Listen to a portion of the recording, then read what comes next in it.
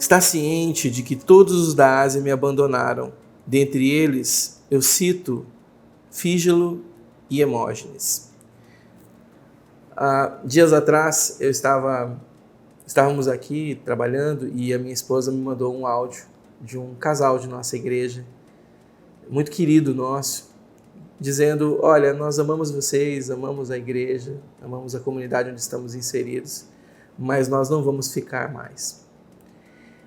E eu vou dizer para você que eu me senti assim, muito, muito triste mesmo. Marinês mandou para mim lá um emoji chorando, e mais do que o emoji, né, a sensação era uma sensação de abandono, de tristeza, a sensação de que nós fizemos tudo certo, que esta família não foi cuidada, ministrada, ensinada, servida em nossa comunidade, mas mesmo assim eles escolheram não estar conosco.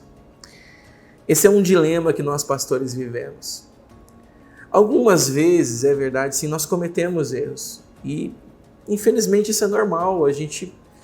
Nós não podemos agradar todo mundo, é impossível que você agrade todas as pessoas da sua comunidade. E às vezes, em algumas coisas que nós fazemos, algumas decisões que nós tomamos, nós desagradamos uma ou outra pessoa. Mas eu peguei esse sentimento que eu tive e fui para as Escrituras e lembrei deste texto de 1 Timóteo, capítulo 1, no verso 15, que Paulo está dizendo para Timóteo assim: olha, eu queria que você lembrasse que todo mundo me abandonou e que a base de tudo que eu estou falando com você é a base de alguém que está com o coração quebrado. A minha pergunta para você, pastor, pastora, obreiro, líder, você que está cuidando de um grupo de pessoas, como é que você está lidando com essas perdas agora no período da pandemia e o pós-pandemia? Paulo tinha um jeito muito especial de lidar com isso. Se você ler toda a história, você vai prestar atenção de que Paulo, ele estava trabalhando, servindo, vivendo a vida, desenvolvendo o ministério, ensinando novos líderes, ensinando novas pessoas. Aliás, ele está contando esta história para um novo líder que muito provavelmente viveria as mesmas experiências que ele.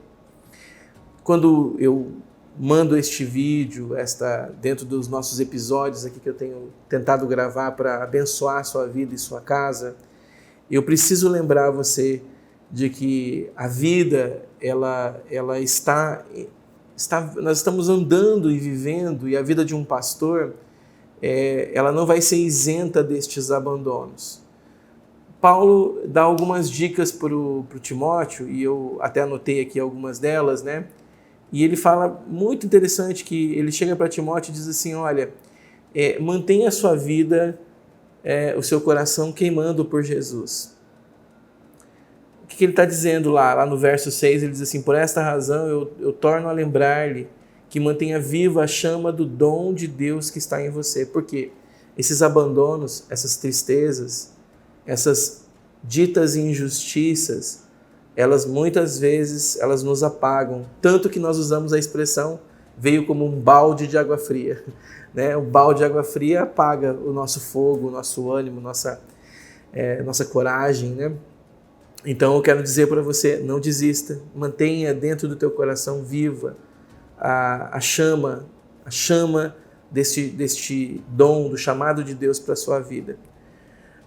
Avalie os motivos pelos quais essa pessoa saiu, porque às vezes os motivos são motivos nos quais você precisa pensar. Percebo muitas vezes que meus amigos pastores, líderes, que eles não têm a coragem de admitir os seus próprios erros. E quando nós não admitimos nossos erros, então nós começamos a entrar numa corda bamba, numa coisa muito perigosa, que é o quê? Nós continuarmos fazendo aquilo que fazemos, mesmo que seja de um jeito errado, porque nós não somos humildes o suficiente para reconhecer. Quando recebi esse áudio, a primeira coisa que eu fiz foi avaliar: onde foi que eu errei? Existe algum erro que eu cometi com esta família?